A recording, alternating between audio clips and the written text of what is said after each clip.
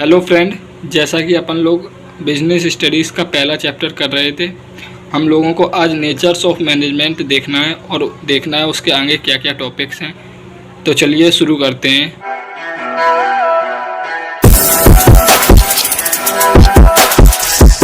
तो जैसा कि पिछले लेक्चर में अपन लोगों ने नेचर्स ऑफ मैनेजमेंट देखा था, कितने पार्ट्स होते हैं, कितने डिवीज़न में नेचर्स ऑफ मैनेजमेंट होता है, साइंस, आर्ट, प्रोफेशन। आज हम देखते हैं इनके डेफिनेशंस और फीचर्स क्या क्या हैं और कौन सा नेचर कंसीडर करता है मैनेजमेंट को। सबसे पहले देखते हैं साइंस इज़ अ मैनेजमेंट और not. It is a systematised body of knowledge which explain journal truth. Science एक सिस्टमेटिक बॉडी है नॉलेज की, इसमें नॉलेज है जो एक्सप्लेन करता है जर्नल ट्रुथ को, कि जर्नल ट्रुथ क्या है। इसके फीचर्स देखते हैं हम लोग। फीचर्स हैं इसके, features of science, systematic body of knowledge, ये एक सिस्टमेटिक बॉडी है नॉलेज की। Science principle based on experiment, जैसा कि आपको पता होगा साइंस एक्सपेरिमेंट पे बेस्ड है और ये यूनिवर्सली वैलिड है। अगर किसी ने इसको प्रूव कर दिया तो यूनिवर्सली वैलिड हो चुका है। तो इसी को हम कहते हैं मैनेजमेंट ऑफ साइंस। तो इसमें management is in exact science, क्योंकि मैनेजमेंट इसमें इनएग्जैक्ट है, पूरी तरीके से नहीं है। मैनेजमेंट जो कि अभी अपन लोग डेफिनेशन में पढ़ के आए थे, वो एक थिंक है जो कि एम करती है achieve goal effectively and efficiently, लेकिन इसमें ये सब चीज़ें सिस्टमेटाइज्ड बॉडी ऑफ नॉलेज ये तो होगा। Science principle is based on experimentation, ये नहीं होगा क्योंकि मैनेजमेंट एक्सपेरिमेंट पे बेस्ड नहीं है। तो अब देखते हैं मैनेजमेंट ऑफ आर्ट।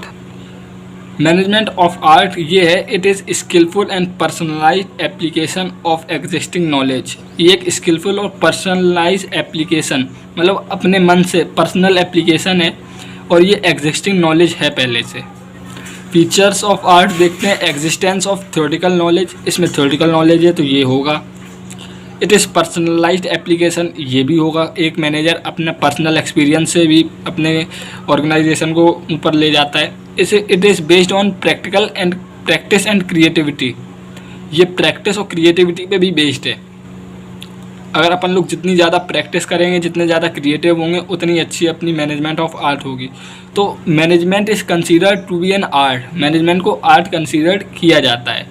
तो ये आप अच्छे से याद रखना कि कौन सा मैनेजमेंट कंसीडर किया जाता है, कौन सा मैनेजमेंट कंसीडर नहीं किया जाता है।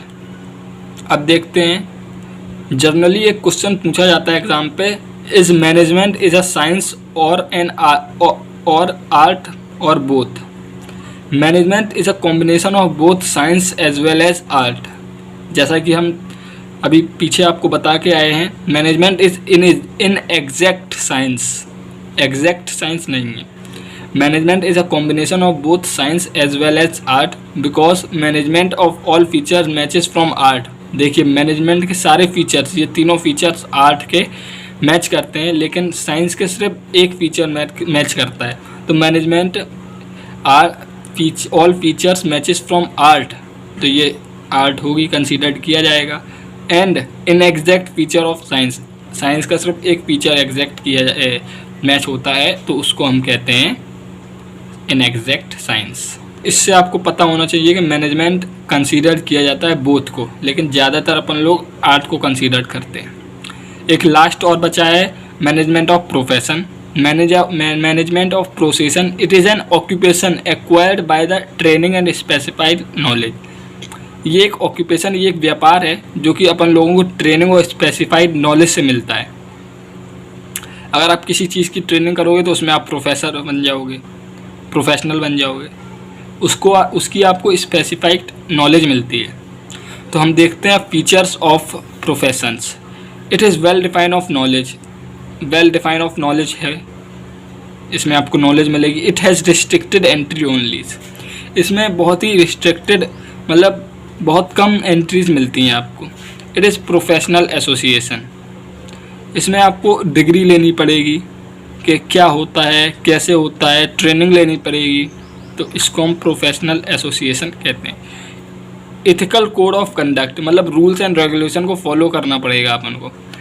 जैसे आप किसी भी कॉलेजेस में गए डिग्री के लिए, तो उस कॉलेज के आपको रूल्स एंड रेगुलेशन को फॉलो करना पड़ेगा, इसी को कहते हैं ethical code of conduct. Last but not least, it is means service motive.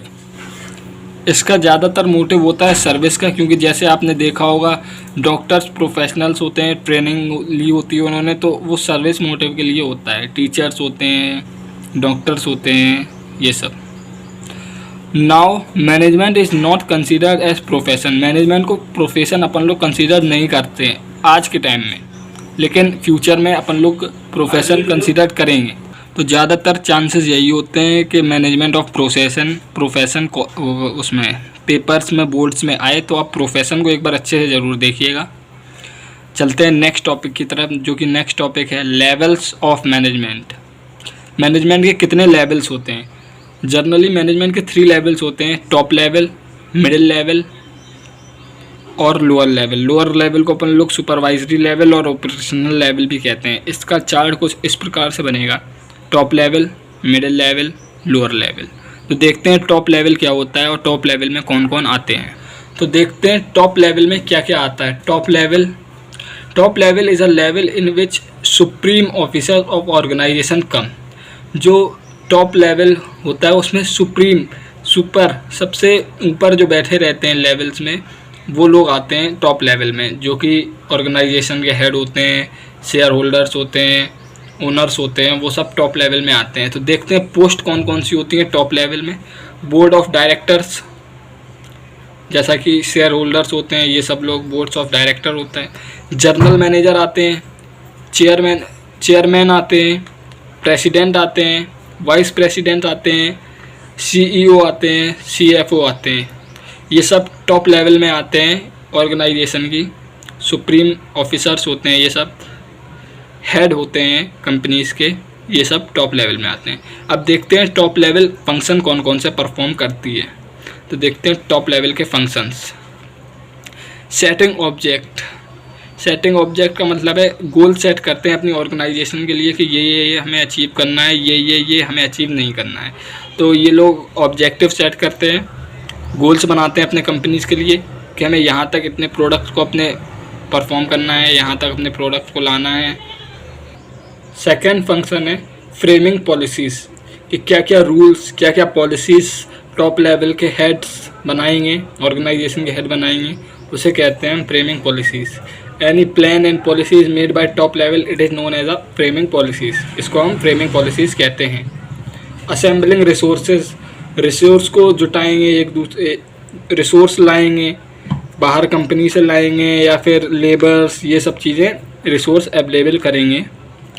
Welfare and survival of organisational, welfare, अपने ऑर्गेनाइजेशन का वेलफेयर अच्छा और सर्वाइवल कैसे हो, सर्वाइव कैसे हो, ये सब सोचेंगे top level.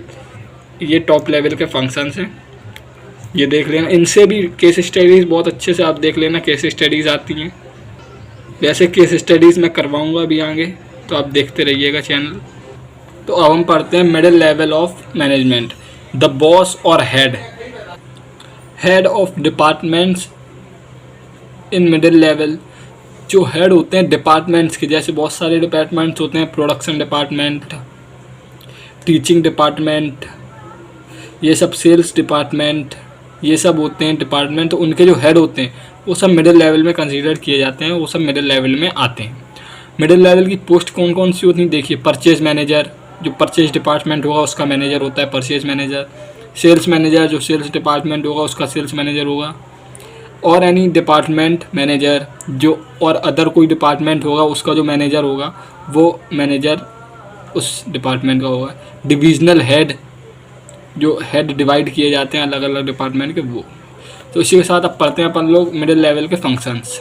Interpretation of policies जो ऊपर से आती हैं टॉप लेवल से, उनको जूनियर लेवल में समझाना कि कैसे क्या करना है, उसको इंटरप्रिटेशन ऑफ पॉलिसीज़ कहते हैं।